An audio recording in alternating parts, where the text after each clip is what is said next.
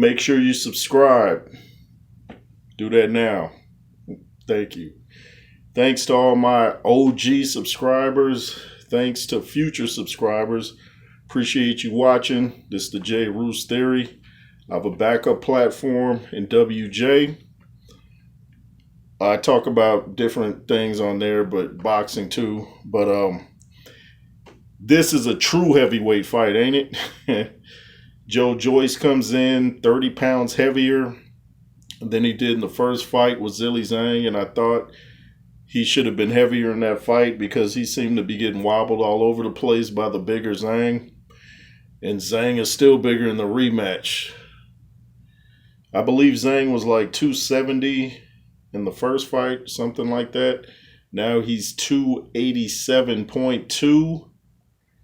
Joyce is 281.2.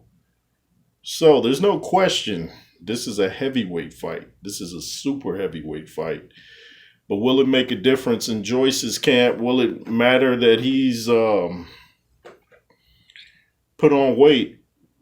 You know, it might be to land the harder punches, or it might be so he can take a shot better from Zhang. But I talked about it on a WJ platform. I don't think it's really going to be a different fight. I think it's going to be the same fight. And both guys look fit at their higher weights. They look fit, you know. And the thing is, if Joyce isn't going to move his head and he's fighting a southpaw, it's going to be the same results because Joyce doesn't really adapt, I hate to say. He kind of does the same thing every fight, and he hasn't really needed to change because he was undefeated until he met Zhang. But at some point, he's got to move his head, and at 280, it's going to be a little trickier to move your head when you're that heavy, you know. Well, maybe he can move his head and just not move his legs so much, but he can't square up, and he's going to have to stay at the side to make sure that he gives Mr. Zhang less of a target. But I didn't expect both guys to come in the 280s, man. Remember back in the day in the 90s when you were considered super heavy if you weighed in the 230s. Now dudes are 280 and they're a lot taller. But yeah, I just wanted to talk about the weigh-in. Go check me out tomorrow. I should be going live over on Andrew Tucker World. We should be going live for the fight.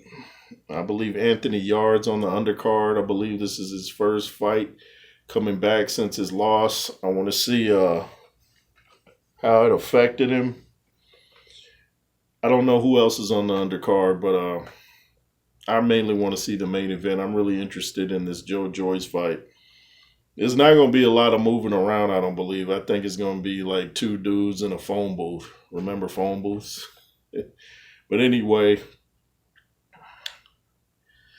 make sure you guys comment and let me know what you thought of the very, very, very high weights of Joyce and Zhang. Both guys super tall, though, so they hold it well. Look at these NBA players. Them dudes be like 6'9" and 300 pounds, and they're running up and down the court. So, you know, if they can hold it, they can hold it. But do you think it'll make a difference in the outcome? I think it's going to be a replay of the first fight. I think the eye is going to still be a trouble spot for Joyce, and Zhang already said he's going to target that. I wouldn't have told Mr. Joyce what I was going to do. I would just go out there and do it.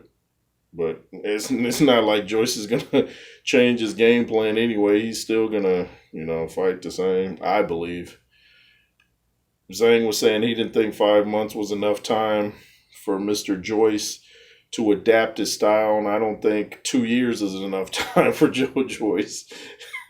Anyway, thanks for watching. It's the J. Roos Theory, LSR forever. Make sure to comment, share, subscribe like I said. And let's get these subscriptions up and be fearless. Yay.